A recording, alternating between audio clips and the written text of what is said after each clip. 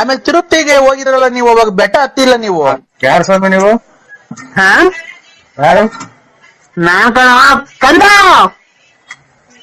ನಿಗಿರ್ಕಂಡ ಸರಿ ಎಲ್ಲ ಕೊಡಿದ್ರೆ ತಾಲಿ ಹಿಡ್ಕೊಂಡೈತ್ ನನ್ನ ಮಗನಿಗೆ ನಿಗಿರ್ಕಂಡ ಸ್ವಾಮಿ.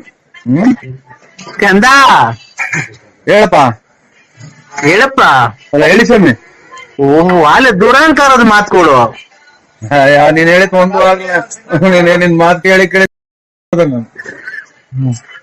ಅಲ್ಲ ದುರಂಕಾರದ ಮಾತು ನೆರವೇರಿಲ್ಲಲ್ಲ. ಒಂದನ ನೆರವೇರಿಲ್ಲಲ್ಲ ನೀನ್ ಹೇಳಿದ್ದು. ಎಲ್ಲ ಕೂದ್ಲೆಲ್ಲ ನುಣ್ಬೋದು, ಗಾಡಿನೆಲ್ಲ ಆಗೋಯ್ತು ನಮ್ದು, ಒಂದು ಕೂದು ಊಟ ಇಲ್ಲ. ಬಿಡು, ಆ ಭೂಮಿಯಲ್ಲಿ ಬೆಳೆ ಬೆಳಿಲಿಲ್ಲ ಅಂದ್ರೆ ಭೂಮಿ ತಪ್ಪಲ್ಲ ಕಣ.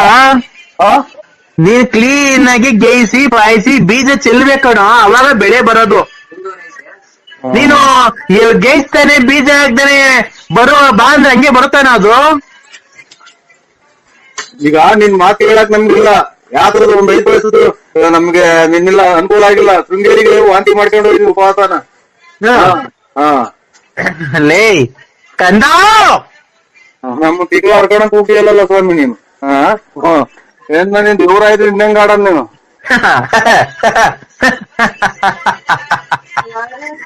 ನಿನ್ನ ಒಂದು ಕಟ್ಟಕ್ಕೆ ಮೂಟಿ ನಿಧಾನಕ್ಕೆ ಮಾತಾಡಿ ಕೇಳ್ತಾ ಇದೀಯ. ನಮ್ಮ ಹೋಗ್ತಿರಲ್ಲ ಸ್ವಾಮಿ. ನಿನಗೆ ಟಿವಿ ಕೇಳಲ್ವಲ್ಲೋ? ಅದಲ್ಲ